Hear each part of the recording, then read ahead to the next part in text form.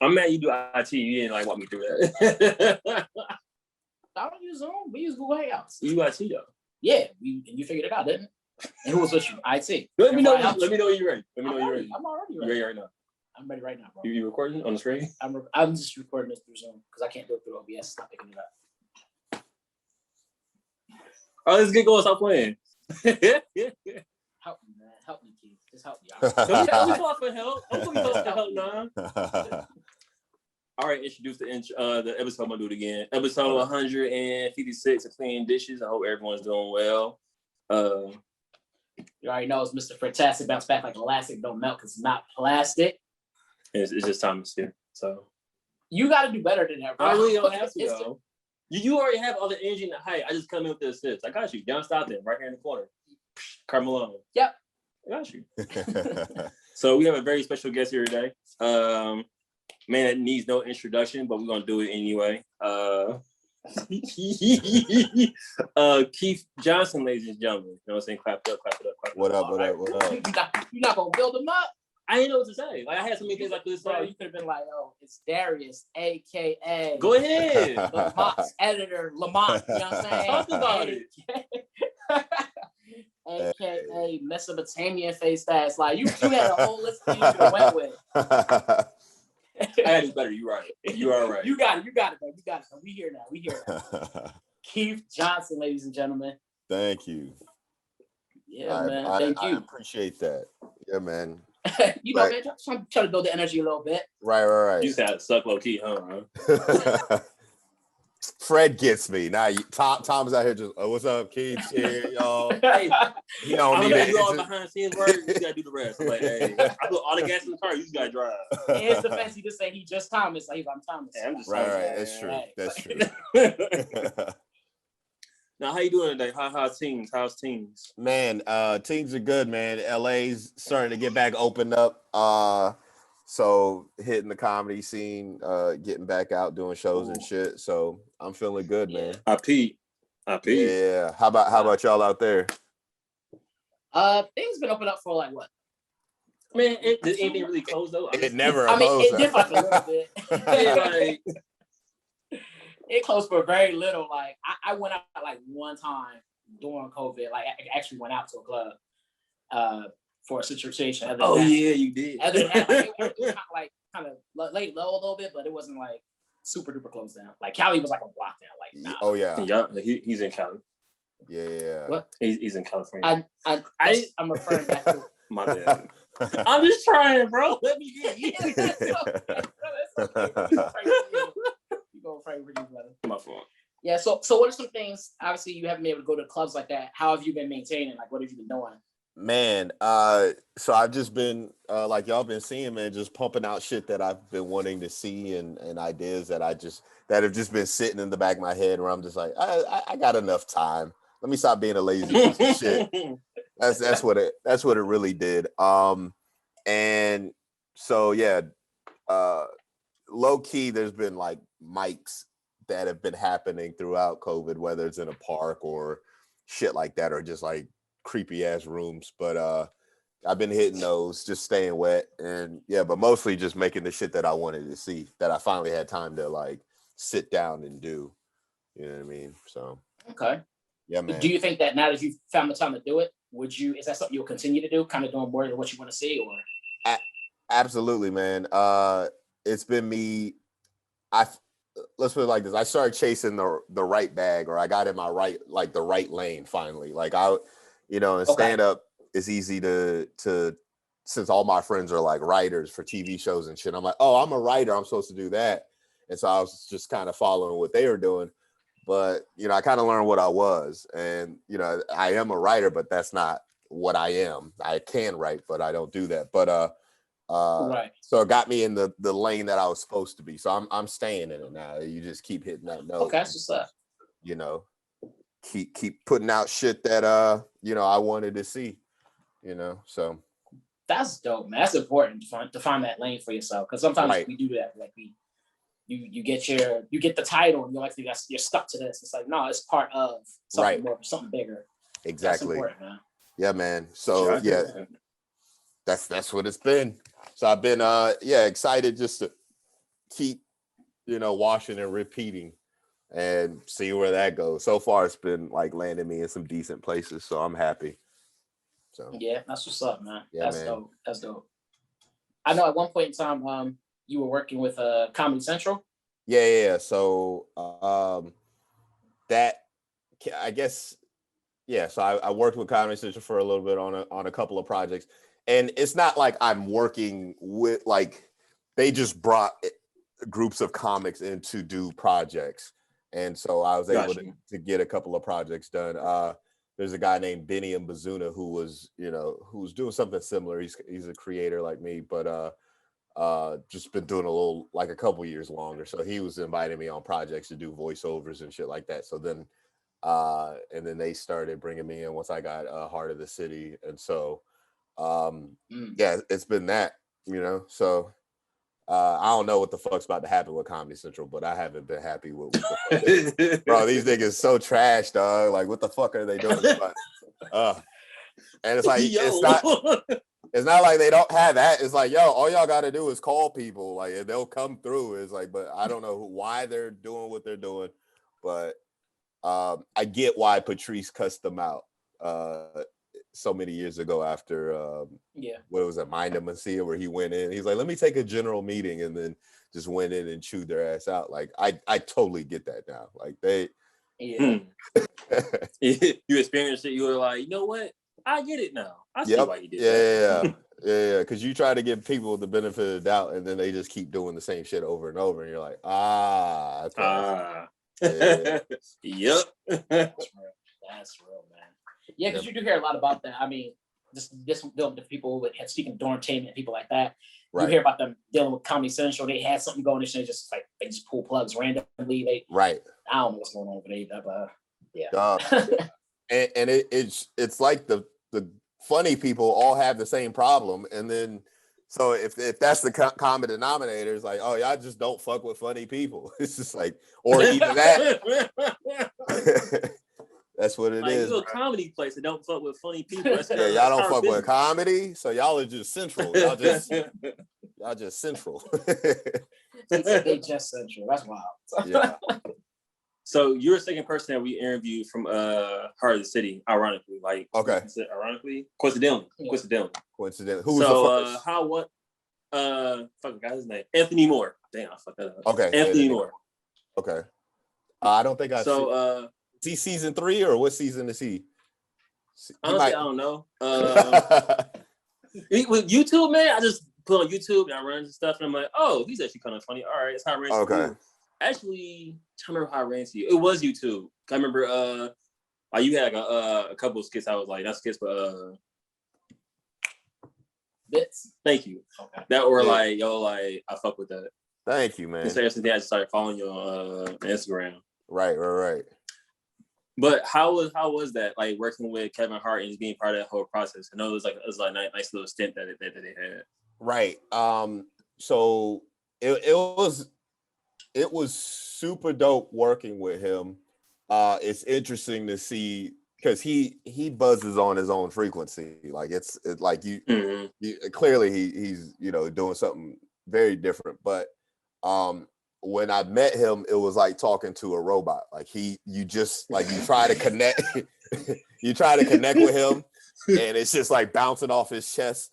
And then you see one of his friends connect, and then you're like, oh, okay, so he does connect with people. He's just like very professional to everybody else, and very, he's kind. He's obviously giving opportunities and creating lanes for people.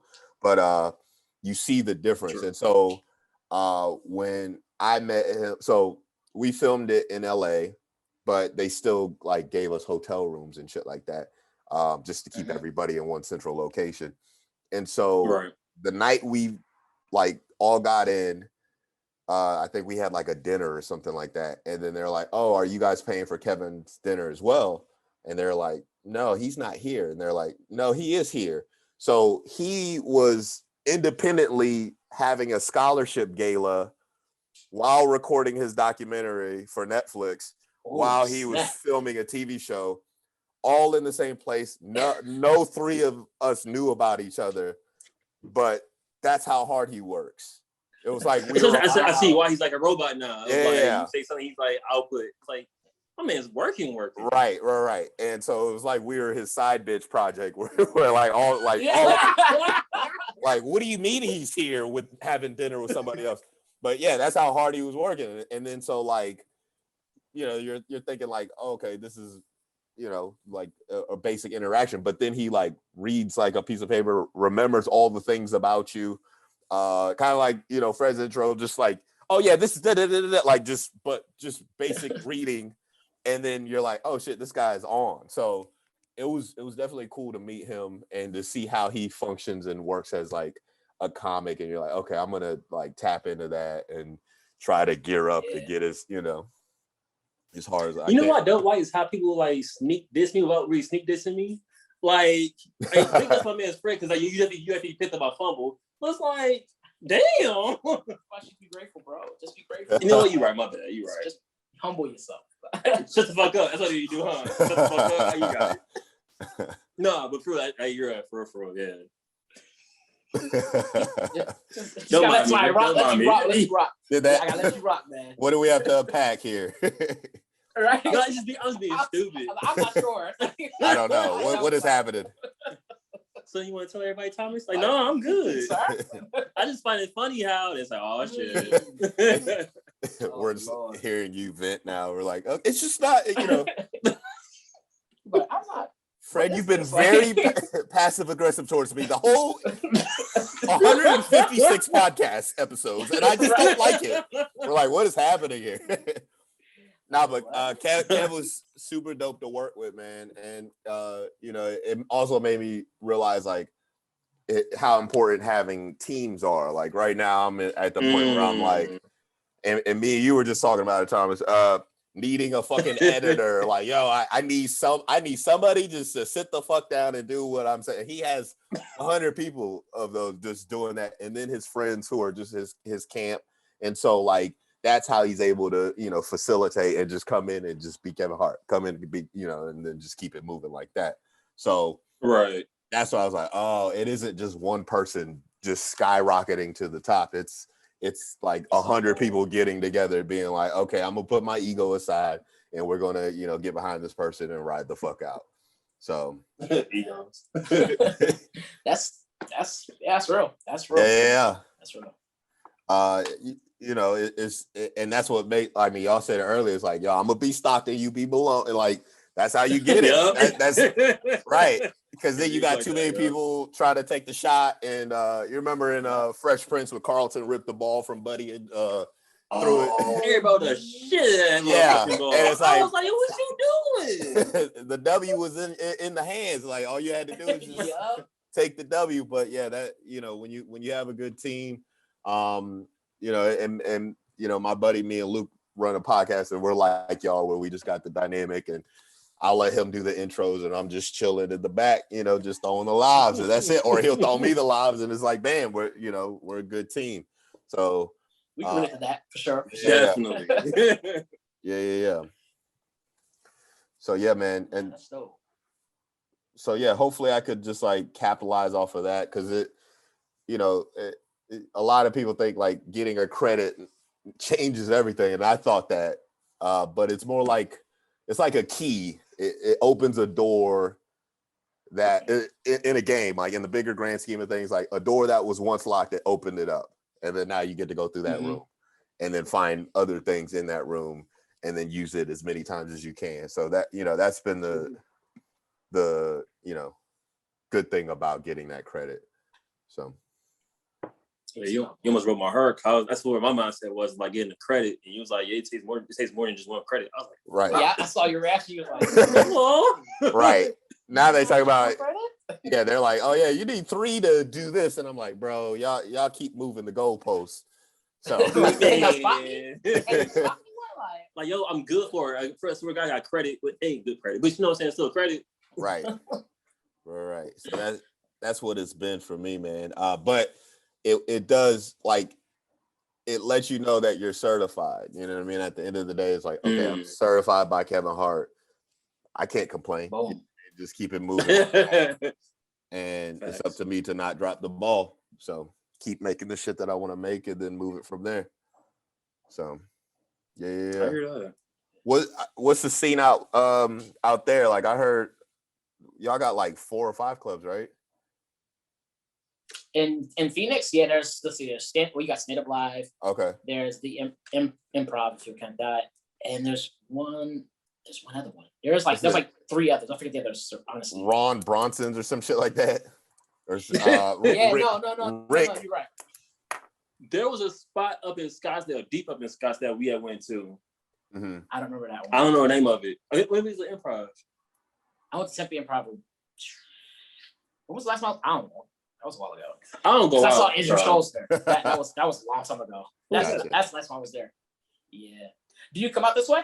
Like quite often? Or? I was just tapping in with a guy who runs a show out there, because I was about to drive out there with a group of friends, and then we found out it was like an open mic spot, and I was like, I'm not driving 6 hours just for 3 minutes.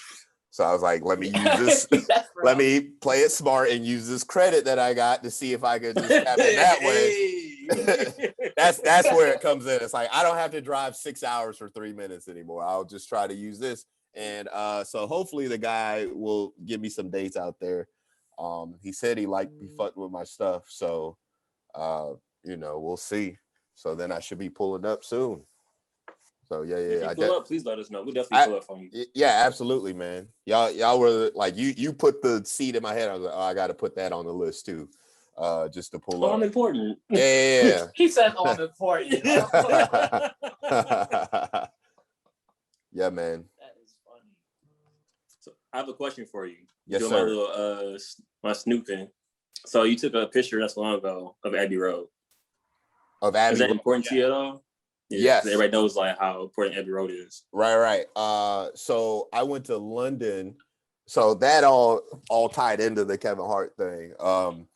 So I was in LA, and I think it was like November, December. I was talking to one of my buddies, and I was just frustrated in LA. Like nothing was really happening for me. I wasn't getting shows. I was funny. The material that I was working out then was on the camera. So I was just like, I had that in the back pocket. I'm talking my shit. No one's booking me. And I'm like, what the fuck, man? And then my friend was like, yeah, just go on the road. And I was like, oh, you could just go on the road? He was like, yeah, just go to other cities and do comedy there while LA's just wait. I was like, okay, bet. So we went out to Austin. Yeah.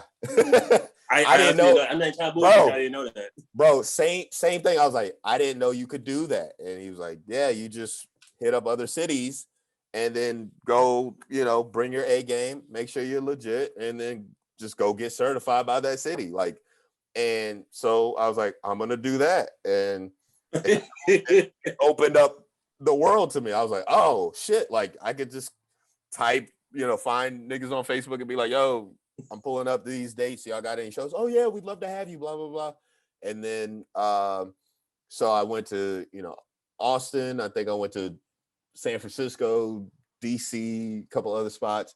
And then I was like, I'm going to London. And I just was like, fuck it. I just pulled the hat and I stayed there for a month and had an Airbnb and just booked like 30 shows. Like I had a show every day. And you just dipped to London. Dipped to London for a month and just gave myself permission to do that. And my intention with London was like LA wasn't really giving it to me. So I was like, all right, I'm a conquer London. I'm a get in clubs. I'm a find a manager. I'm a see let's see what's good in London. And by the end of the month, I did all of that.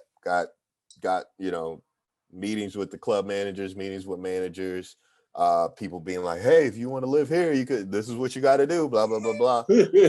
And, there's this, on the Solange album, Masterpiece talking, he was like, if I'm worth 100 million there, or if I'm worth 1 million here, I must be worth 100 million somewhere else. And so I kind of remember that. And I was like, all right, let me try to be 100 million out in LA. And came back, and then maybe about a month later, I got the call that Darius had got canceled from Golf Media because Golf Media was shutting down. And I was like, fuck, man, because we had 2 more episodes we were supposed to drop. And so they're just like on a hard drive somewhere. And I'm like, fuck, man, these are super dope episodes. And they're like, yeah, we're not going to put any more money on it, blah, blah, blah. And then something told me to go hit a mic. There was just like, go do a mic. And I was like, okay. So I walked, and then the lady who books a whole bunch of comedy shows was like, you lived in San Diego, right? And I was like, yeah. She was like, send me a tape. I got something for you. I had just put my London tape out, and it was just on Vimeo or whatever. I sent it to her, and it was for Kevin Hart's thing. So that had I not gone to London, then I wouldn't have had the tape that got me on Kevin Hart. But it all started with me getting permission, giving myself permission to be like, fuck it, like I'm gonna start doing me. And so it was yeah, it's so fucking weird, but like it just was everything lined up together. And looking back, like connecting the dots in retrospect, was like, oh, this is how it works. So I started to see how LA worked. And have that true Hollywood story where you're like, okay, this isn't so bad. Like I actually start believing in the magic of things. So I'm asking this for me because I'm kind of like in the same like abyss or limbo. Weren't you like afraid to just to go?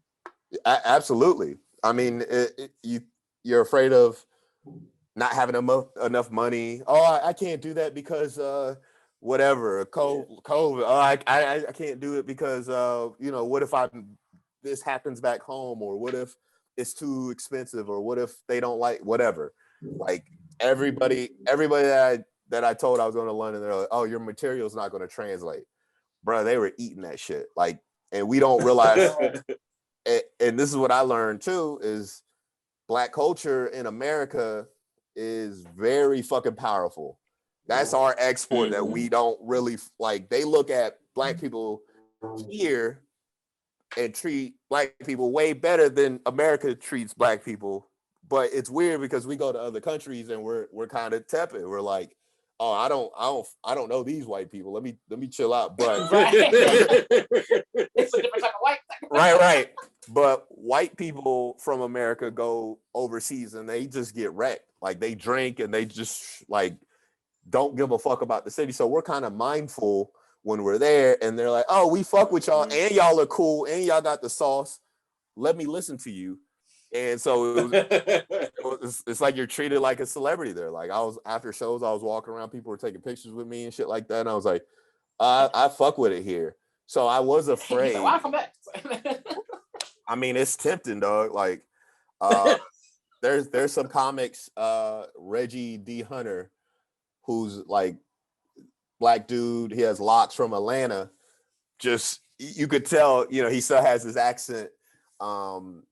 He stayed there. He's making millions, just chilling, and has a very easy life. Just goes on tour, lives, posts up, goes back to Atlanta every once in a while. But it was fearful for real.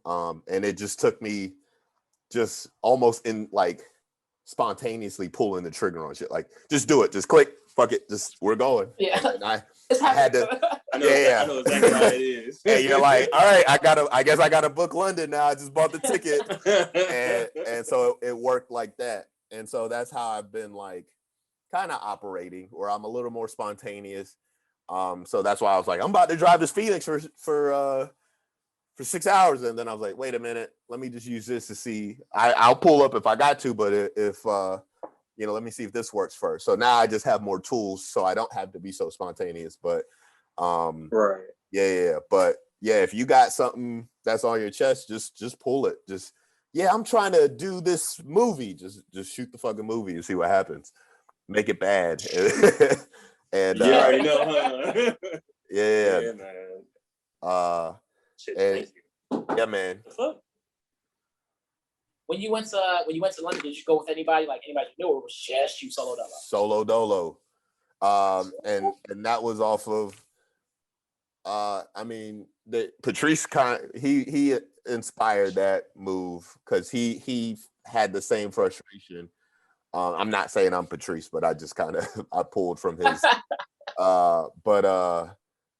Yeah, he went to London. I think lived there for like 6 months, and I was like, yeah, if he did it, same frustration. Let me follow his lane a little bit, and just went there. Yeah, so solo dolo just figured it out, and you know, if in retrospect, it would be cool to go with somebody, but it was easier just because I only had to worry about myself. And really, there was nothing I was afraid of.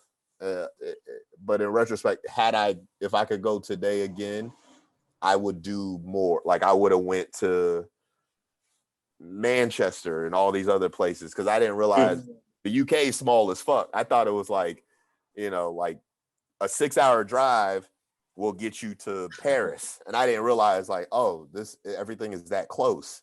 You know what I mean? So like shit, I didn't know that either. Right, and it's underwater. So like a 6-hour bus ride got me to Paris to London, and I was like for $15, and I'm like, oh, okay, so it's easy to travel there. Whereas like I thought if I pulled up to London, I just had to stay in London, but you could go. Yeah, you could be stuck there. Yeah. So, pull the trigger on whatever fucking shit y'all have on your chest for real. Like you ain't gotta tell me twice. I've never been let down going that route. Like just, you know, betting on myself. I'm about to quit my job.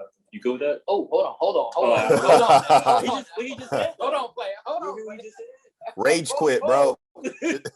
Rage quit. Just go in and just rage quit video games. Just rage quit. Yep. Rage quit. You know how I feel about that.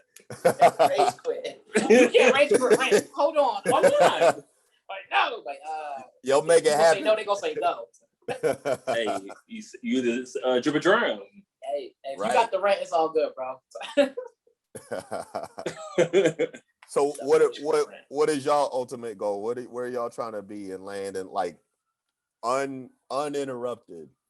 Where do y'all see, you know, your podcast? Trying to buy dog coins to the moon. I'm playing. Right. That's real though. That's real. Like honestly, yeah. Like for real, but I don't think I told you this. You probably know already. I'm trying to get you to be on a level like Charlamagne and then some. That's like my goal for you. And for me, I just want to be your assistant, your manager. I was gonna be your manager. Okay. Why do you always do this? Okay. Okay. We manage you. Yeah, that's good. Yep. You follow shit because you lying. I said that's good. Anyway, but yeah, that's mine for him. What's your goal for me? Come here. He asked what your goal was for you. Oh. Well, I mean, I do like the idea of doing the podcast. I've been enjoying doing it, and so for me, it would be to see the podcast just grow bigger, and primarily be able to actually bring in enough resources just doing the podcast and doing other creative projects that involve me entertaining of some sort that I'm not working a 9 to 5. Talk to him. That's ideal. I feel that. Yeah, that's kind of ideal for me. For him, I know he's a creator himself. He's way more creative than I am.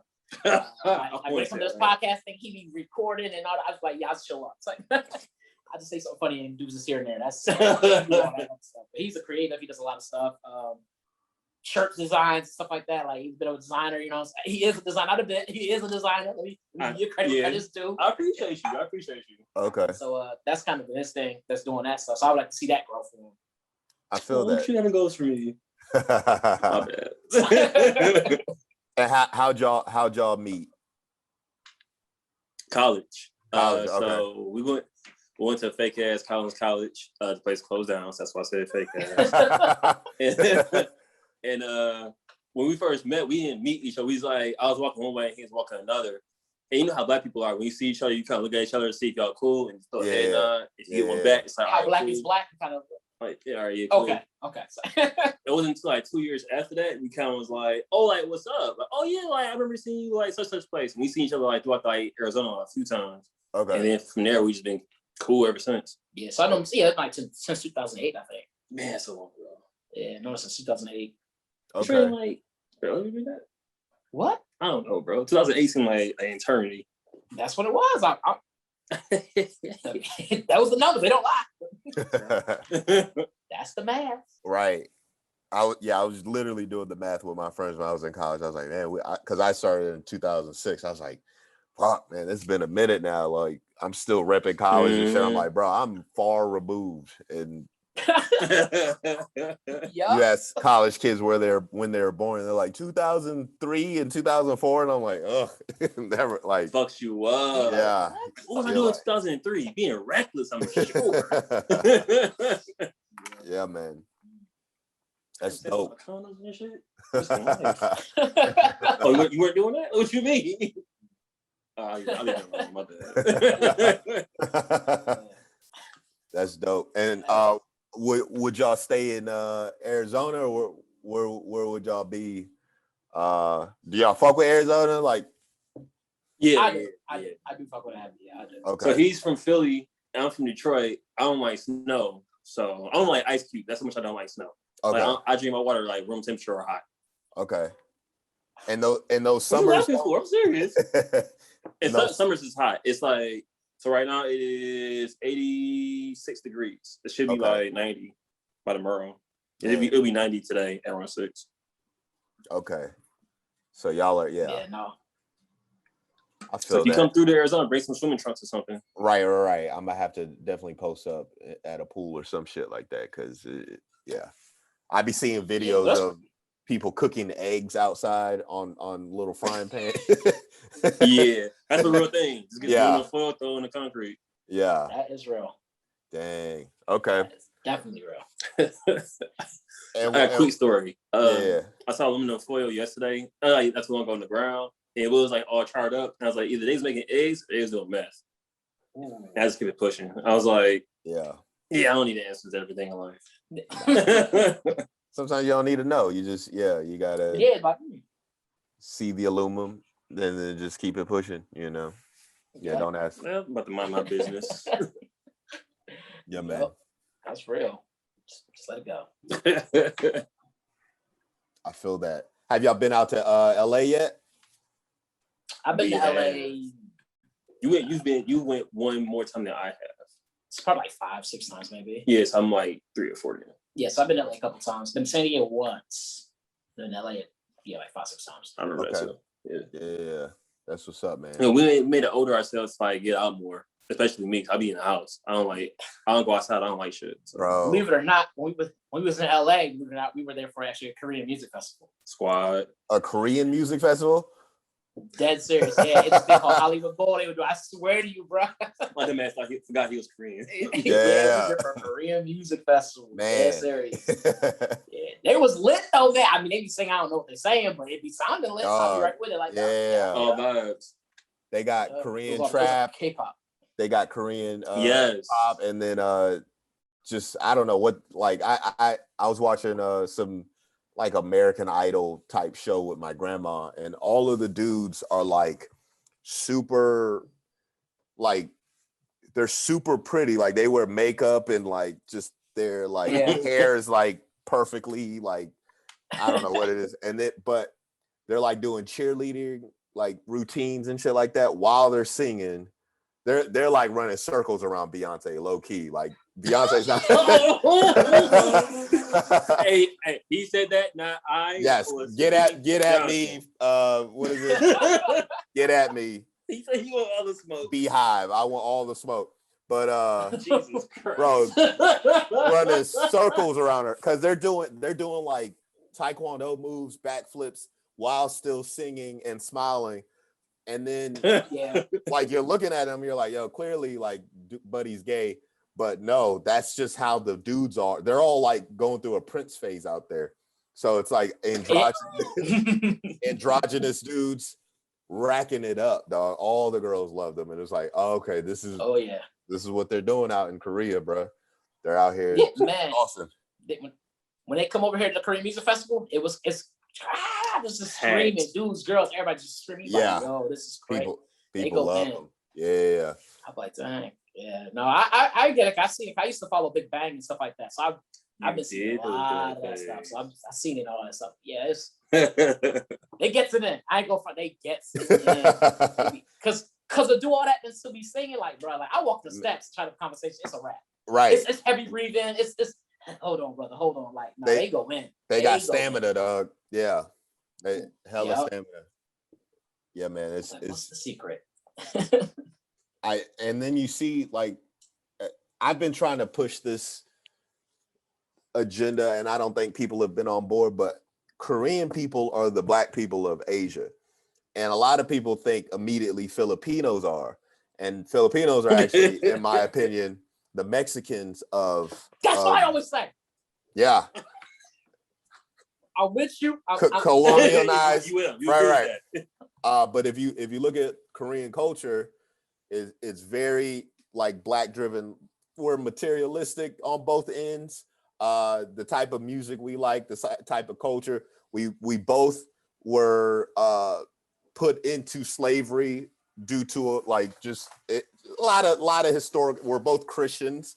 It's very like there's a lot of parallel like symbolism that's similar. We both like G-Wagon Mercedes Benz trucks. It's like that's what we do. Right. And then that's what Korean people like. That's what both ends want.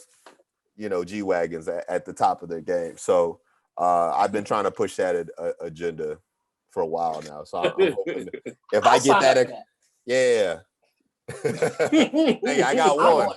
I'll send you the paperwork after this. I'll send you the paperwork. I'm on that. Sign up, you'll get the bucket emails. Yeah. Go ahead and send it. I'll review mine first before I just go ahead and sign it. But for sure. I'm on board. If you're on board, I'm on board. Fuck. Okay, my God. See, I got your back. The assist, the John. I appreciate that. Y'all just throwing lobs to each other. I'm with that. Yeah, man. No. Gotcha. Now, have you ever been back to Korea? Like, do you see Korea and all that stuff, or not really? I have not been to the motherlands. I'd like to. So I'm trying to have a similar London trip, but later on in life, where I make it and then I get canceled for some reason, and then I disappear to Korea. Just hide out. Yeah, go to Korea for like 3 months, lay low, and then come out with some like dope ass project where they're like, "Oh, Keith got canceled and came out with this, whatever project," and then just that'd be my beautiful dark twisted fantasy. And he said he got the blueprint already. He already worked on it. It's already, I already know. On stage jumping it. Yep. Doing comedy, just flipping and whatnot. Like, right. If this is a bad question, don't make fun of me. I ain't gonna make fun of you, brother. Do you speak Korean? I don't. Okay. So I end up speaking the language. I tell the story that I tell. So my mom, she's the Korean one. She grew up.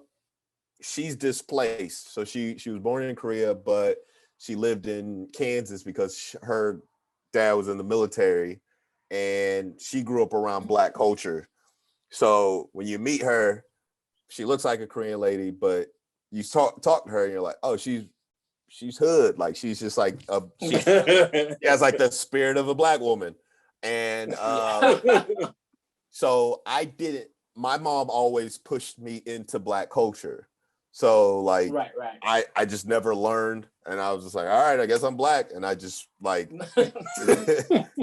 and then Black people were like, wait, no, you're not, you're kind of Black, not all the way. So then I spent my life trying to find that balance. But yeah, like I wish looking back I could, would have learned Korean, because that shit would have been clutch now. But that'd be what I learn when I get canceled and go to Korea. I'll like you gonna have to. Right. I'll work in a shop where I just like mop and then get yelled at by a little Korean lady, and then she'll teach me with the little butcher knife. Yeah, like she's like, no, you do it this way, and then I'm like, okay, and then I'll finally like come out on top a new level. That'll be the ultimate form. So nice. That actually leads to your next question. Or did you already ask it? No, go ahead. What you gonna say? That's your question. Of like basically he talked about how he had to balance that is him being Korean, him being Black, and basically like well, was that ever like a real conflict for you, of like having to pick like which side you were going to be on? Okay, so I'm a military kid too, so my dad moved all over. So when I lived most of my life growing up, I didn't realize you know, what it was, even though my mom and dad were kind of like molding me. So I lived in Hawaii for a little bit, fit in perfectly.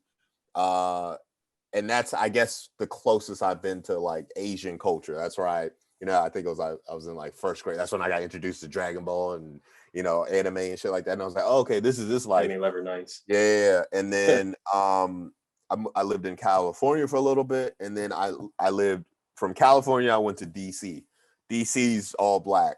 So that's when I was like, oh, I'm different. Because I just thought, I was like, yeah, you know, my dad's black, I'm black, whatever. And that's when I had to learn how to, you know, make jokes, you know, fight, hoop at the highest level. So I had to learn how to do all of those things in a matter of like weeks. And so that's when I learned like, okay, so I'm a little different from everybody else.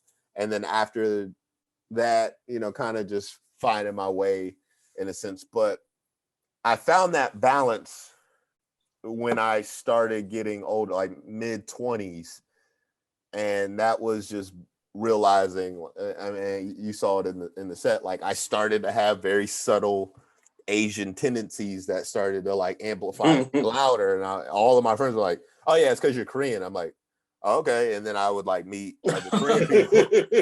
I'm like, oh, you do that thing too? I'm like, okay, it's not just me. And then like when I started tapping in as an adult with my Korean side of my family, I was like, oh, okay, this is where I get it from. This is why I am the way I am. So I did start finding that balance. And so yeah, that was, you know, it was fun after a while, but a lot of people struggle with it. And the people who struggle with it, for sure, it's because they don't lean black. If you don't lean black, then you're gonna have a hard time. But you gotta lean into because mixed people could be wayward if they don't do it right. And then you got like, for sure, yeah. So I'm trying to be. Black people are really relentless with that shit too. Realize, yo, either you black or you not. Right. But it's not relentless in a bad way. It's just like you got to get made fun of. Like everybody gets made fun of. Whatever you are, you just got to get made fun of for your thing, and then you're in. But a lot of people can't take that, and then they just have resentment, and then they go the opposite way, and then you get fucking weirdos, and you know, and then it's like, bro, like, you know, then you're not doing the nod on college campuses, and then, you know, you don't make friends, you do your podcast, and then then it's just bad.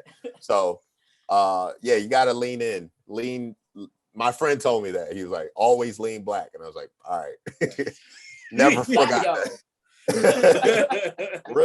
That was a realest words. I'm going to get it tatted on me. Always lean black. Yeah. So, yeah, I've been trying to find that balance a little more.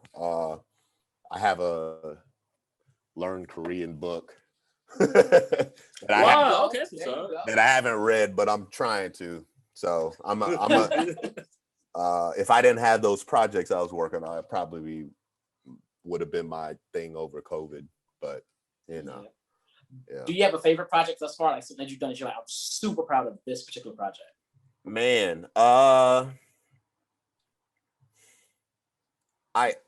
fucked with Darius probably the hardest because that was the first thing that I was able to get done on my own. And so that it has like a close place in my heart where I was like, oh, it kind of proved to me that I could do it.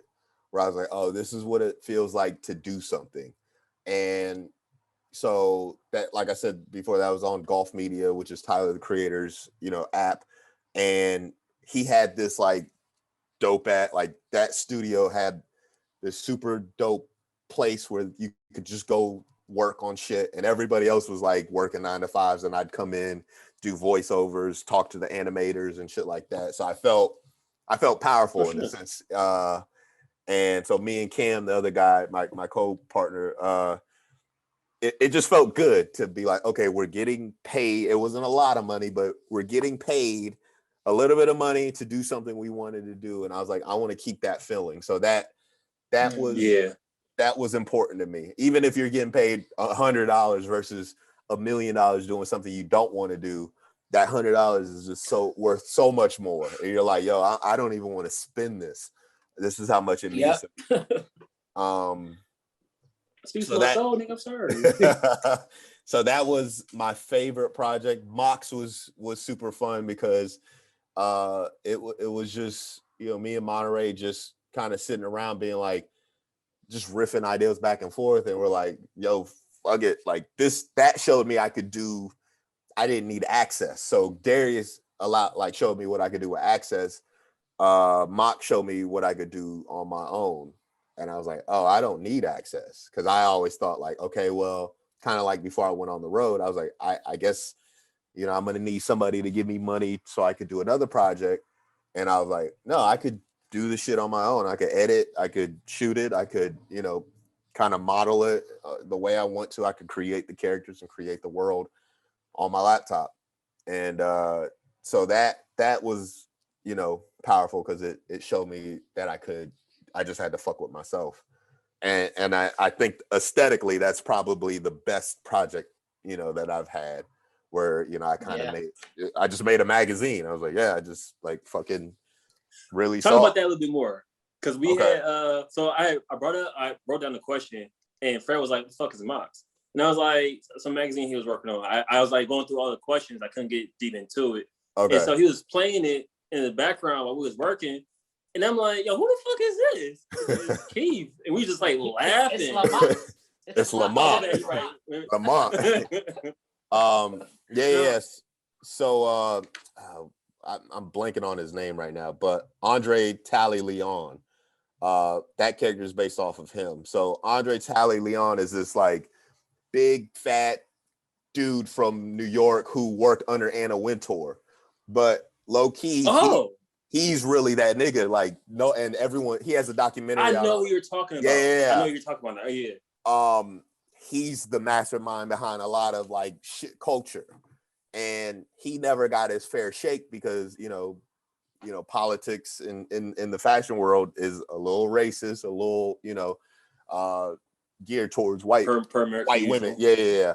So he never got his fair shake. So if you hear his interviews, they're very like he'll throw a lot of shade at people, but people come to see him. You got to get endorsed by Andre. And so when I saw that character, I was like, okay, this is who I'm basing Lamont after. And then I was like, man, I wanted to just like I like dressing, I like fashion or whatever. And I was like, all right, I'm just gonna tie those two things together. And then at first it just started as interviews, and then I was like, nah, I kind of want to make it a little bigger. And so me and Monterey just kept like expanding, and we're like, yo, let's just make a whole motherfucking magazine.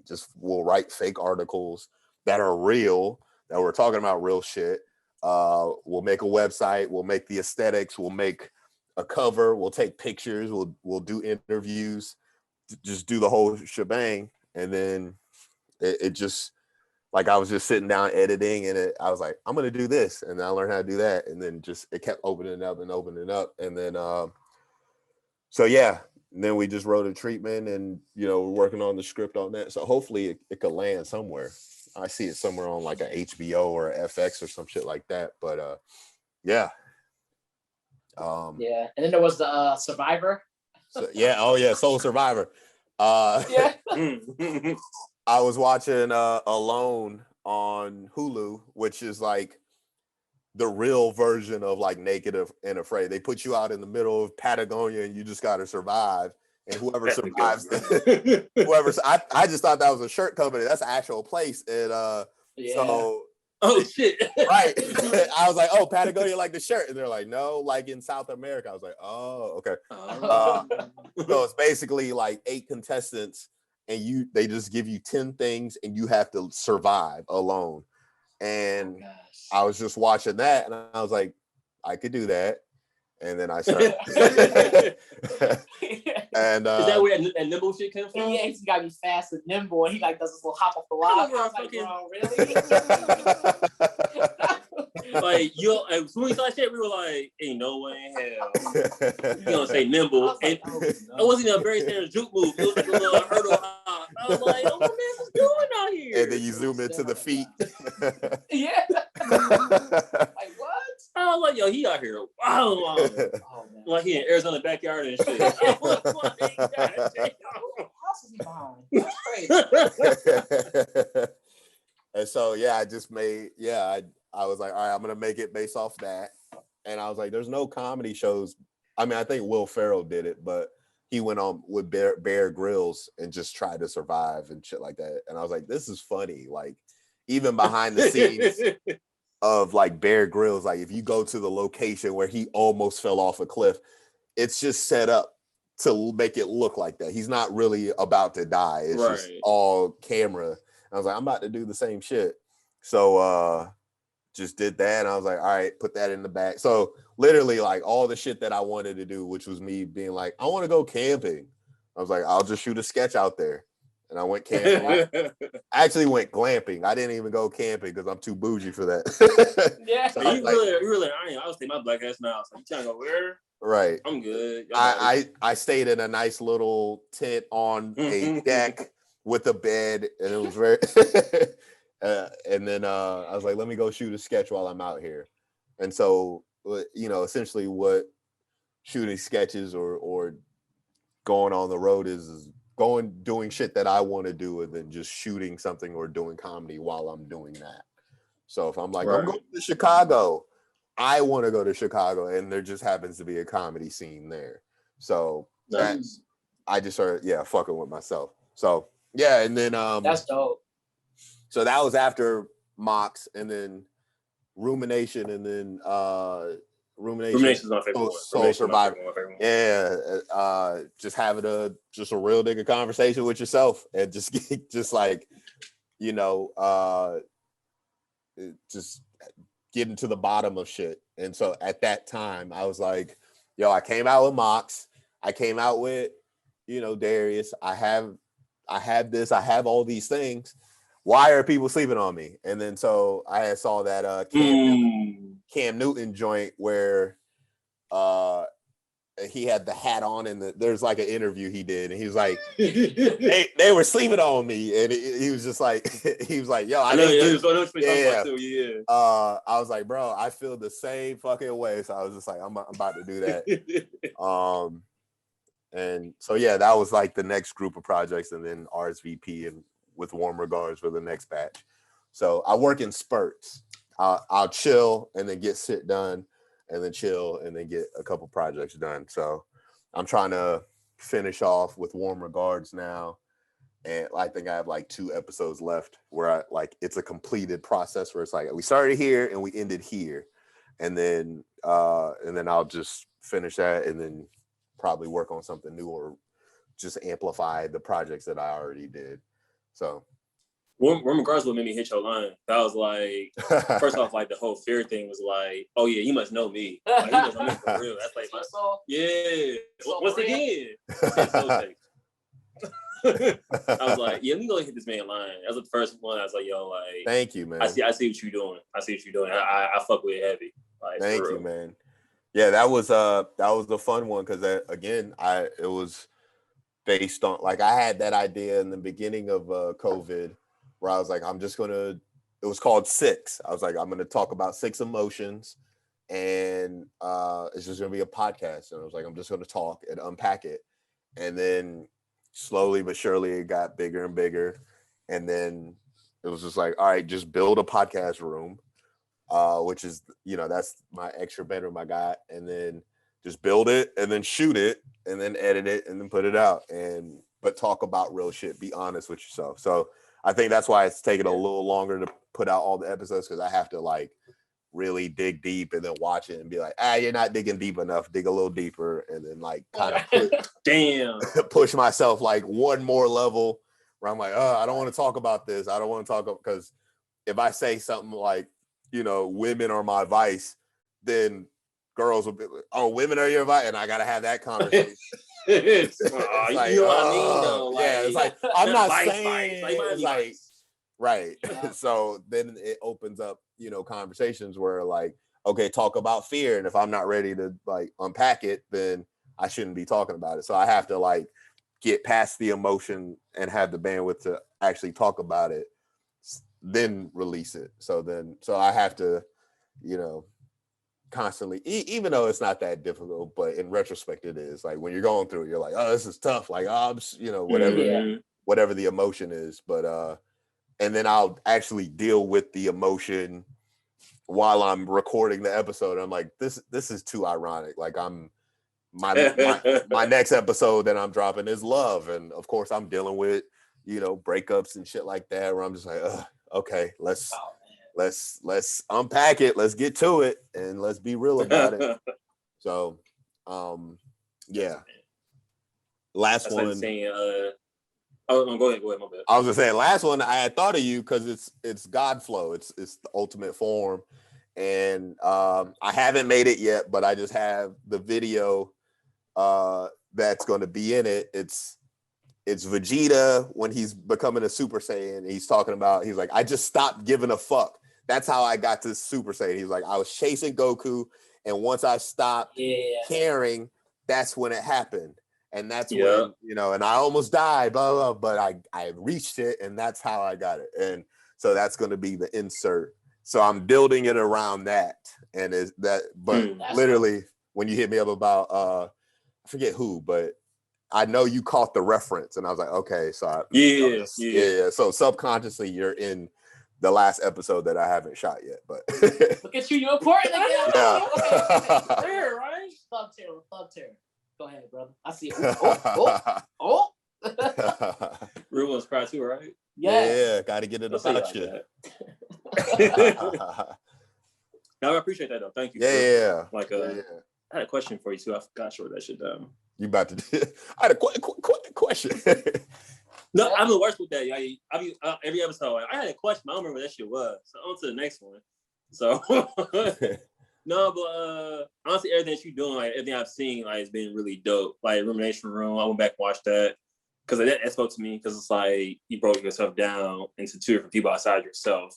And it's like, how do I think in each different personas? So I was like, fuck, like I wonder how bad I am with that, for one. And then you went into like those like episodes that you've been doing, and I was like, man, like he must really know what I be going through, because like the fear things, like one thing that's always holds me back.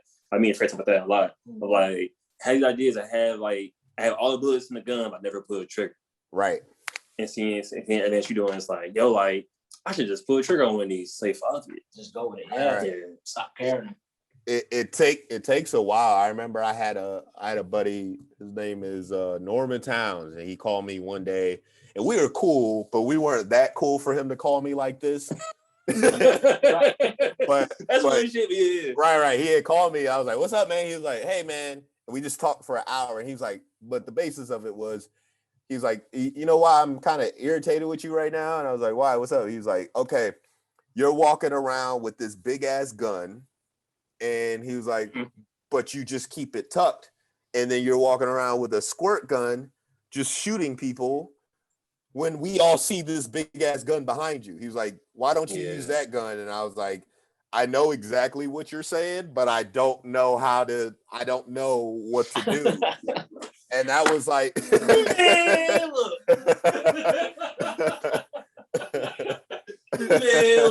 You can see your soul high.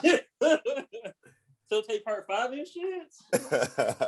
My bad. It's like same mindset. Yeah. Like, for real. And so he was genuinely, like, he did it as a friend, and I never forgot that conversation. I was just like walking around my block, just like 10 times, just listening to him chew me out, essentially, in like a loving way. But it was like, use that gun. But here's the thing, that was 4 or 5 years ago. So I'm just now using my gun. I'm just now being like, you know, boom, you know. Yeah. So it takes like, and I only leveled up one level, but within one level, there's a whole bunch of little levels that you gotta like climb, and it takes a while, because you take L's, and then you're learning about yourself, and you're raw and you're vulnerable, and you're just like, I can't do it, and then you go through all the fucking little emotions of fear and uncertainty and doubt and shit like that. And then finally you stop giving a fuck, and you're just like, I'm putting it out. And even putting shit out is scary, because you're just vulnerable all day. Like I'm not around anybody when I release shit. I stay to myself. I stay inside, because I'm just checking Instagram, because I'm like, are people fucking with it? Okay, they're not fucking with it the way I want to. And then people start rolling in. And I'm like, oh, y'all listen. Okay. Oh, you like it. Okay. Oh, okay. I'm good now. But like, I don't like being around people when I release shit because it's vulnerable. Like, you know? Yeah. So yeah, and then you got to do it all over again. It's like, bro, you know how hard you don't get better at it. Like it's still all the emotion. Well, you do get better at it, but you still feel all the things.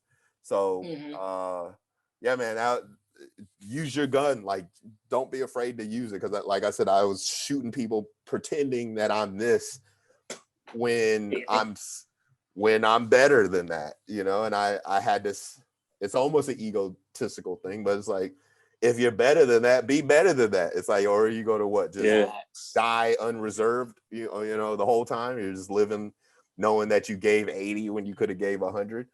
So die giving 100. See what the fuck happens. And that's nothing on the other side of that has let me down. When I was like, fuck it, I'm doing it.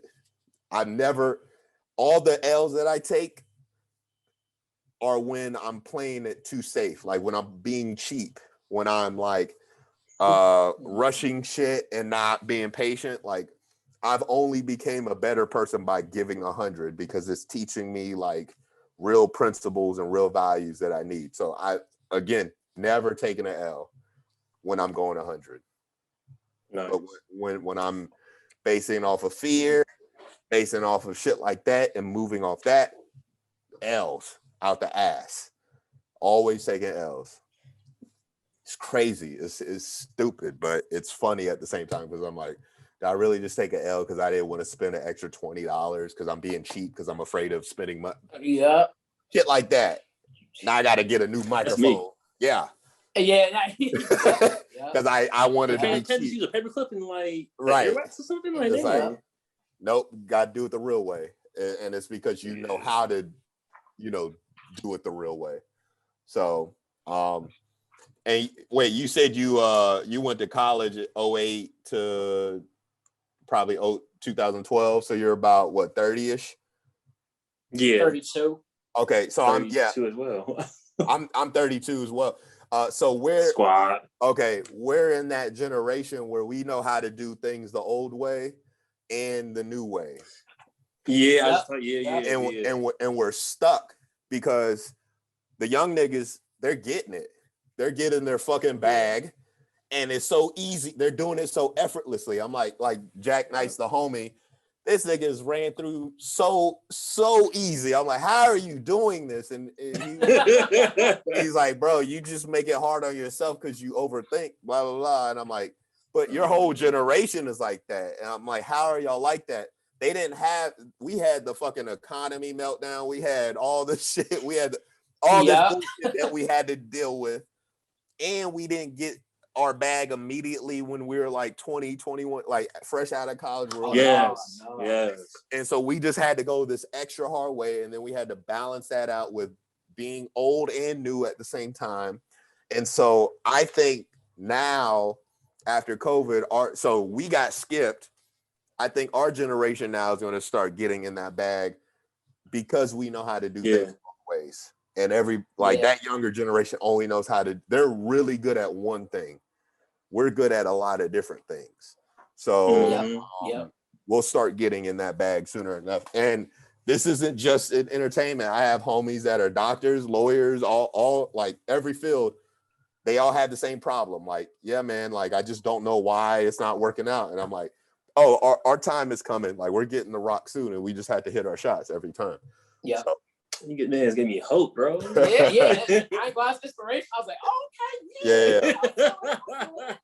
But we're all going through the same fucking shit. It's very very weird. But I used to just think it was just me, and then 4 years ago, I was like, I'm just gonna squirt people, and then I realized there's other people with big guns too that are just afraid to use them. So yeah. So I read this. This is from your Instagram post.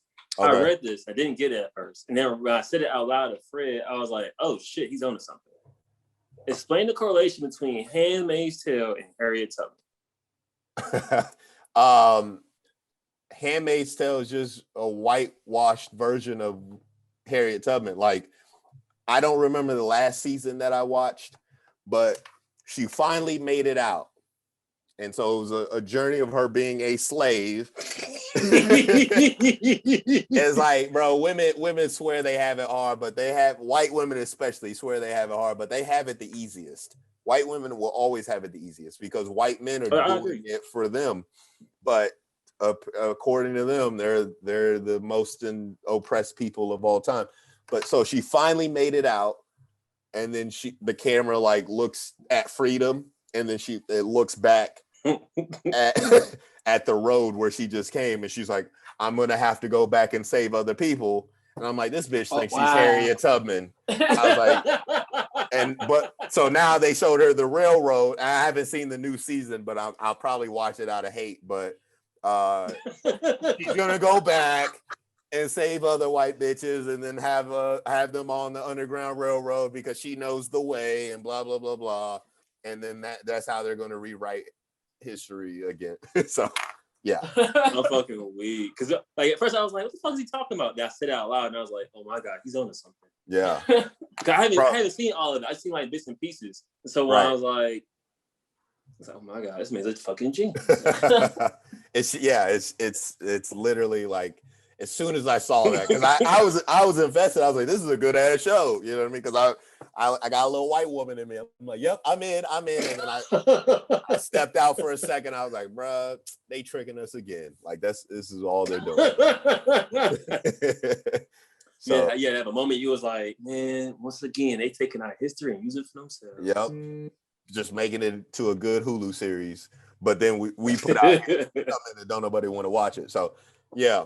Talk about it. My bad. I get hyped easily sometimes. Yeah. So, well, yeah, we'll see. I'm actually going. I need a TV show to watch, and I'm probably going to just hate watch that again and be like, okay, let's. Yeah. Well, aside from that, what was the last thing you did watch? That's what we talk about a lot. We're like the human TV guy. Right. I've been on. God damn. Well, I'm blanking on the show right now. Fuck. Invincible. Is it on HBO Max? No. It came out already. God damn it. It's on Netflix. The Well-Dressed. They're kind of mob. Fuck. What is it called? JoJo Bizarre Adventure? No. Hold on. I'm gonna Google it. No. Why can't I think of it? Crocodile Dundee. That's my thing. When people think about shit, I just started naming out random stuff. Okay, like it unlocks that piece of your brain, but it don't help. It really don't. There's a white lady that just died, and she was like the matriarch of the business. They're basically they're in England. Why can't I think of this show? I watched like the first two. They're in England or Scotland or something like that. You say England? My bad. Tom Hardy's in it. It's a show. Oh, it's that one show where they talk about pirates and shit. Assassin's Creed. No, you were playing that game. Peaky Blinders. That's what I'm on right now. Peaky Blinders. Yeah. Do y'all watch that? Oh, my bad. Nigga, let me go. No, I don't watch that. Bro. Hold on. Yeah. That show's hard as fuck. Like, they all dress good. The action's good. The dialogue's good. The scenes are just well shot, aesthetically pleasing. They do it right. Peaky Blinders. I have heard of that, but not much. But I have heard of it though. Yeah. The name throws me off. It threw me off. It made me not want to watch it. I'm like, it's not a cool name. And then once I watched it's really not. It's a cool show. It's a super great show. Yeah. Right now we just finished watching Snowfall season 4. Snowfall. Okay. I've heard watching it? I haven't. It's good. It's good. Bro. It's good. Bro. Okay. It's good. It's good. Don't oversell it. Don't oversell it. It's no overselling, bro. It's good. Right, this show is real good. Okay. If you like drug shows, it's up there. Okay. Word. Happy at drugs. Like, wait a minute. It's like no, like the first season is actually really good, and from there it just snowballs. They on season 4 now. Season 4. It just finished season 4. Yeah. Okay. Is it all on Hulu? Actually, yeah, it is. Cool. I'm about to watch that. FX, which is the same thing. Yeah. What else did I watch? Fargo with Chris Chris Rock that season was good. If you I've been hearing good things about that. Like other podcasts I listen to, they talk about that like a lot of how good it is. Yeah. I'm just kind of like, I don't know, because I watch anime, I'm jaded by a lot of shows. Sometimes I'm just like, I know where y'all got that from, or like this would have been better if this. So I'm always like kind of like awful about certain things. Right. I need to get better. But yeah, that's well shot. That's good dialogue. It's weird to see Chris Rock playing a serious role, but I'm for it. Like, right. I like comedians being serious and playing serious roles, so I don't mind that. And then so for you, what TV show or movie would you like to play? This man was like, yo, you can pick whatever role, either past or future. Man, I in a movie, I'd like to be a villain. Like a Marvel villain or some shit like that. Okay. Or like a 007 type villain. I think those are my favorite roles to like kind of jump into. I'd like maybe like a paper boy on Atlanta. I feel like I could freak that. It'd be the low key role. That guy went to Princeton or some shit like that, or Harvard. He's a Ivy League. Whoever plays Paperboy.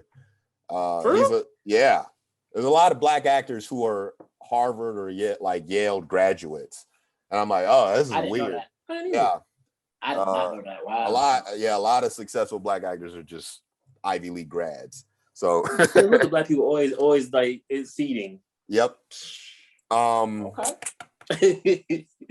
What else would I play? I mean, I feel like I could really freak Lamont if that's given an opportunity. Bro, I was thinking Lamont. If I like just had more access to like and a wardrobe to sauce, I would do that. Gosh. And then in RSVP, I'd like to like.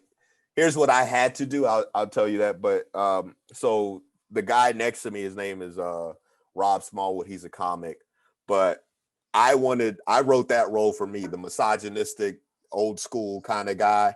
But I had to host the show, so I had to kind of like Larry David it. You know, Larry David's George Costanza. Yeah. So I had to do that. But I feel like I'd freak that role. So yeah. Yeah. So those are the roles I'd like. But ultimately, like if Hollywood fucks with me, I'd like to see if I get a villain in a role, in a movie where I'm just antagonizing a superhero, I'd fuck with that. you know I'd made it. Like if you see that. Yeah. So yeah, man. Hopefully, Go ahead. No. Go ahead. I know earlier you were mentioning Patrice O'Neal. You mentioned a few other comedians, like you follow Chris Rock. Who was like one of the main ones that's influenced you the most, or that you follow heavily? So I'm a Chappellian. Dave Chappelle. He grew up in DC. I feel like there are things like, not even in an arrogant way, but like naturally he arrives to similar thoughts as me, comically aside. And so when I was in college, I kind of found my power through him. Like we'd be in seminars talking about like, well, why do girls do this or why do guys do this? And I remember saying one of his jokes as a quote. Like I was like, oh, blah, blah, blah, blah. Here's a Chappelle joke to kind of back me up, and everyone laughed. And I was like, oh, that's powerful. Like everybody just like immediately like, I took control of it. I was like, oh. And then, so that kind of opened me up to comedy and how powerful that was. Patrice, him going against the grain. I fuck with Bill Burr. I fuck with Jim Carrey. Yeah, those are the comics that Jamie Foxx, I fuck with that. That's a name you don't hear often. That's definitely a good one. Yeah. My other agenda is that Jamie Foxx is more talented than Eddie Murphy, but people aren't ready for that one yet. That's another push that people don't want to hear. But we I got fuck time? with. We got time? No, so that was so think about like what was the deal? I mean, let's hear. Let's go. Just dive into that. Okay. Let's dive into that. Jamie Foxx is pound for pound a better entertainer than Eddie Murphy. Eddie Murphy just had the industry bump. So like it's like saying like he's Drake. He was Drake of his time. If Drake only released 3 things in stand-up and then like had like a longevity. But really like I'm not gonna not say he's dope, but there are people who are doper that just didn't get that, that bump. And so when it comes to singing, acting, stand-up, I think Jamie's, or just pure funny, I'll give Eddie the stand-up just because he recorded an actual kill, and that's very hard to do. Like 3 people did that, like Patrice, Chappelle, and Eddie Murphy, like when you actually record a kill. But the material was just fine. It wasn't anything prolific. It was just like, he's just doing impressions. And I think Jamie Foxx could really kill something. Like if he gets his hands on a role, Eddie will do fine. And I think Eddie's washed now and Jamie Foxx isn't. So it's funny because especially that last part, I feel like Jamie Foxx blooms more as he got older. Mm-hmm. Like he did, like Jamie Foxx did Living Color. Eddie Murphy did Saturday Night Live, so similar like paths in a way. Right. But as like Jamie Foxx got older, he started getting better and better. He has his own show. Like that show was funny. And like you said that, I'm kind of like, okay, I can co-sign that. If wherever you want to take that, I'm with you on that. Just let me know ahead of time. Okay. I always thought they were both pretty funny, but I think the singing for me was like, Jamie Foxx is definitely the better singer. He definitely can sing too.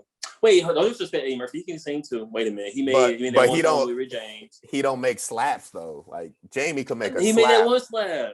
One slap. Party Out of Time. That's a banger. That's a song. Come on. That song dope. What else after that? What's the name of the song? I'm not gonna lie. If I made that song, I wouldn't do shit else. You gotta watch that. There's a music video that Eddie Murphy did with Michael Jackson.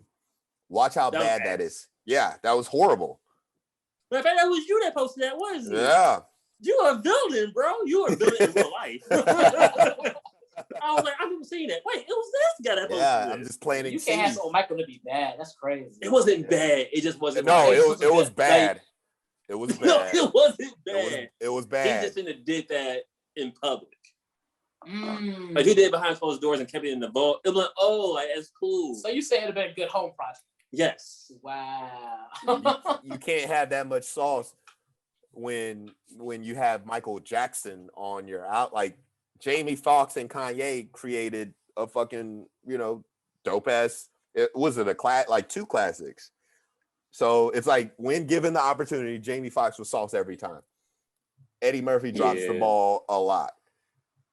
That was Keith Johnson that said that, ladies and gentlemen. So if you want to, I'm coming for Beyonce.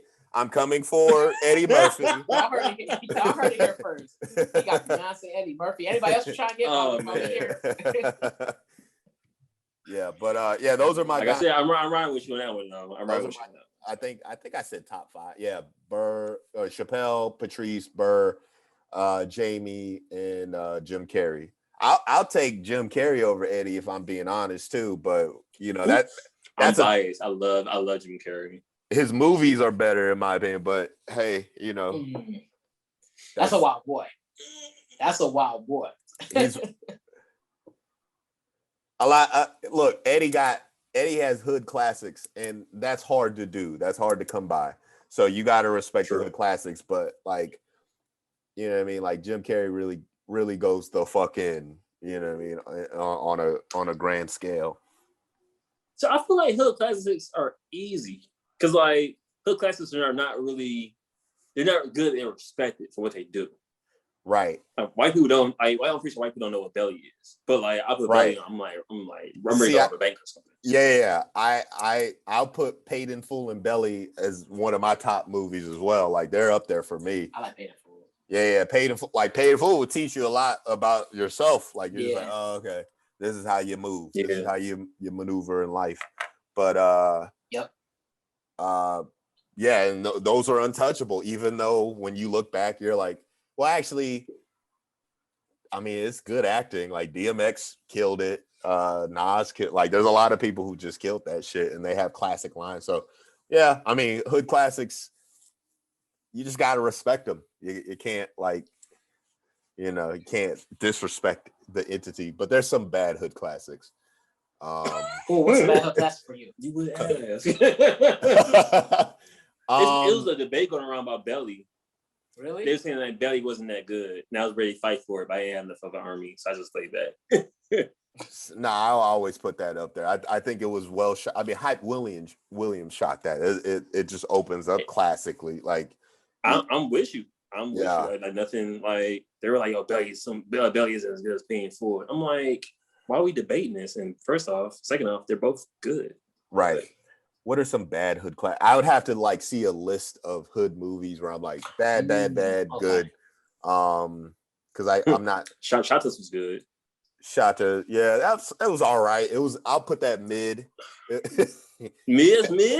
Yeah, it wasn't a classic. I don't remember Shotas. I don't remember Shotas. It didn't move me. Right. And we'll do that. Like, it was the best movie ever. You're like, oh yeah, it was kind of mid. Was Set Off be considered a hood classic? No. It might be. Oh wait. Oh yeah. Yeah. I was thinking of what's that cheerleader movie called with the black people? We're not doing that. I thought it was that. I was like, no, bring it on. You just said it all. Bring It On is a hood classic. That's hilarious. I was like, what? I mean, Gabrielle Union was in it. Yeah. But you said yes, right, Keith? What? Bring It On is a hood classic? No, Set It Off. Yeah, that's a classic. Man, I'm trying to think of some other joints. I'd have to see a list and I could just go down. Yes, no. That's fair. Yeah. That's fair. But like Nutty Professor, that's a classic. Coming to America, and I think there's like one other Eddie Murphy, like Beverly Hills Cop or some shit like that. People will always revere as like a hood class, and you can't pluck it out for whatever reason. It's just like, all right, you don't want to change. That's embedded in your mind from childhood. But when you watch it, it's just like, it's fine, So if Eddie Murphy was some hood classes that are timeless. My bad. Go ahead. Oh, I was saying if Eddie Murphy was it now, he wouldn't be it. He would just be fine. He'd be cool. So I see what you're saying. I'm convinced. Good take. I'll take that. I will accept that. Yeah. It's a tough argument, and I'm really going against the grain here. But yeah. That me. I'm like a traitor. we just have shit that's in our head that is like, oh, that's good. It's untouchable, but we never challenge that that narrative of what is. Facts. Yeah. Why eating chillings can fuck up your insides. Right. There's a stand-up comic that you remind me of a lot, even laugh like. His name is Jeremy Scipio, and if you look him up, he's super funny, but you guys laugh the same and your mannerisms are very similar. It's very fun. Like one day you'll run across him or you'll see it. I'll send you a video of him. But I'm gonna say thank you. What was when he took off his leg? It was like, I am Jeremy Scipio.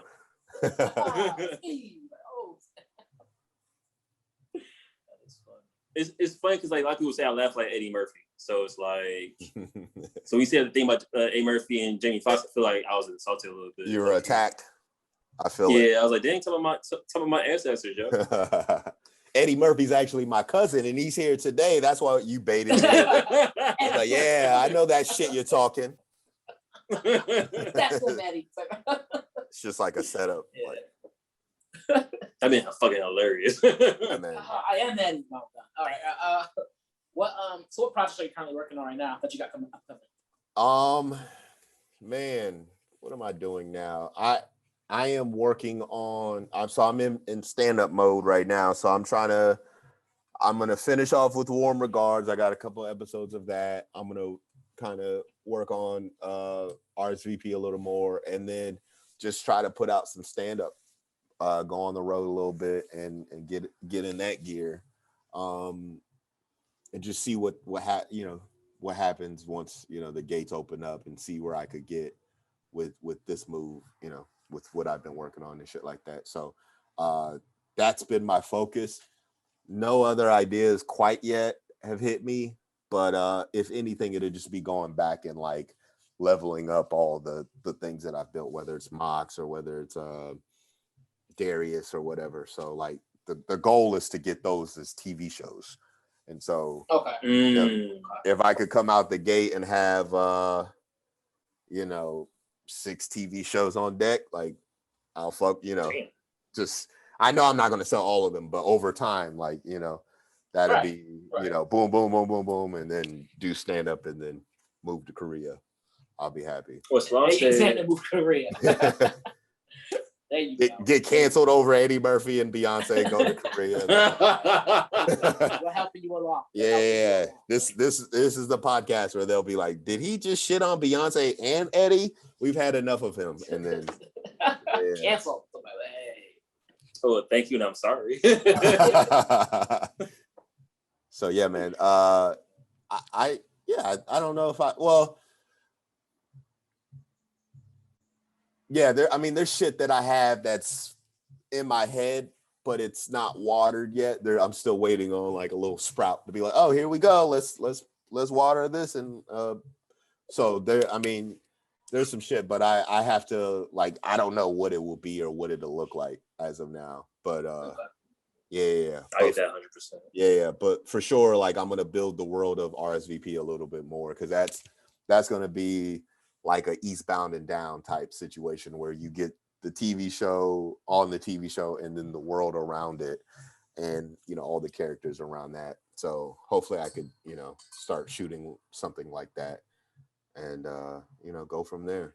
So that sounds good, man. Man, for sure. What about y'all? Where are y'all gonna rent a studio out, start bringing in guests, and start a morning show out, and so people have to come see y'all? I haven't thought about it, but we thought about, like, when we move, we're talking about trying to get to a house and then have a studio inside the house. Okay, I'm with that. That might be a little easy. Then we can rent out the space if need be, or have our own studio and rent that out or something, make money off of it. But as of right now, I haven't looked in that far ahead as far as like getting out my own studio, renting one out, but getting one built into the home, yeah, for sure. Baby steps for sure. Yeah, it's easier said than done, man. You just go to IKEA. IKEA, right? Get your 2 desks, and then you'll be good to go. But yeah, I look forward to y'all pulling the trigger on that, man. I like definitely. And then when I pull up to Phoenix, I'll swing by and show some love, or I'll invite y'all out to the shows, and we would love that. That's dope. Yeah. That would be real dope, man. For real, man. Well, why don't you go ahead and plug your show times? You said you're doing shows right now. Do you have show times available? Like, yeah. They're just random. Yeah. Oh, okay. Let's do this. Watch RSVP. Watch. Follow me on Instagram, Keith Johnson HQ, and that will lead you to everywhere you need to go, whether it's stand up, whether it's RSVP, whether it's with Warm Regards. Fuck with that. I just put out a little 15-minute crowd work tape that I was happy with. Okay. So yeah. Okay. All right, we'll pop your link tree in there too. Yeah. Oh yeah. That'd be perfect. That'd be perfect. Got you. Oh yeah. Hey. No doubt, man. So yeah, man, I'm glad we got to do this, man. This is dope. Chopping it up with you. I'm definitely glad you came aboard and was willing to come on here. Thank you for setting it up, brother. Hey, I tried, baby boy. I appreciate that very much, man. They're fun. Had a good time. Learned a lot. Got inspiration. I was like, okay. Hey. For sure, man. Inspiration there. Absolutely. Great finally, like, putting Instagram names to faces and shit like that. There you go. Yeah. What the hell is So yeah, man. Before you go, social medias that you want to throw out there, like actual social media, like Keith Johnson HQ on everything. So, well, I'm not on Twitter, but just Instagram. Yeah, I didn't realize that. Yeah, I realized that. I was like, Twitter makes me kind of upset to my stomach. It's not a good place for me. So, I'll say the wrong thing, and then I'm like, let me just say high stuff. I end up and then you get a tweet from 2017, and then all of a sudden, I'm done before I get started. I keep it on Instagram. So all right, that's fair enough. That's what we do the podcast. That's fair. Fair. Man. So. Good Friends, Bad People podcast as well. That's the joint I put out with Luke every week. So we talk comedy, we talk shit. So, those are the handles. Plugged up. For sure. All right, we'll definitely get that all plugged in here. For sure, man. Well, it's been real, man. I appreciate you once again. Yes, sir. Good talking to you, Fred Thomas. So let me know if y'all need anything, man. Will do, man. You the same now. Stay up, man. Peace. All right. All right. That was a great interview. I'm not gonna hold you. Yeah. We still recording, by the way. Don't dip off yet. All right. Yeah, man. He said a lot. Yeah, he had a lot of inspirational things to say. I was like, dang, my audio's being weird on my John. That's why I think kept popping up. It wasn't pulling the audio for the thing here, so we had to take the audio for that and put it to this. That's fine. That works. I just not closed out, but I just did the thing about on my end, but. We'll figure it out. It's converted. I was afraid it was going to close out. I might have to buy a Zoom account. Because I was afraid it was going to close, but let me go. Buy a Zoom account? No, buy Zoom. Ooh! I'm playing off. Just going to buy Zoom. All right, so are you up in your hands? Because we didn't write a docket for the shows that we watched. Do you want to close it out right now? Or do you want to talk about the shows that we watched? Because we watched like a few movies and a few shows. We can talk briefly. We talk about Mortal Kombat, how ass that was. Let's do Mortal Kombat, because that was... a lot. Actually, no. Let's keep this interview. Let's cut this. And then... next week we'll do Mortal, or we should probably do a separate one and do the Mortal Kombat joint. Okay. All right. That means it closes out. I want to thank you guys for tuning into this very special episode of 156 of Cleaning Dishes. We had special guests, one of many special guests that we're going to have and continue to have. If you want to tune in and check it out, you can always get our Instagram, which is @CleaningDishes. Check out the website Check out the website, cleaningdishespodcast.com. Check me out on Instagram and Twitter @Mr. Fredtastic. You can check out this guy at T.S. Reno Jr. on Instagram and Twitter. Once again, thank you for joining us for a very special moment with Cleaning Dishes Podcast. Clean your hands, wear your mask, stay safe, and clean your plate. Peace.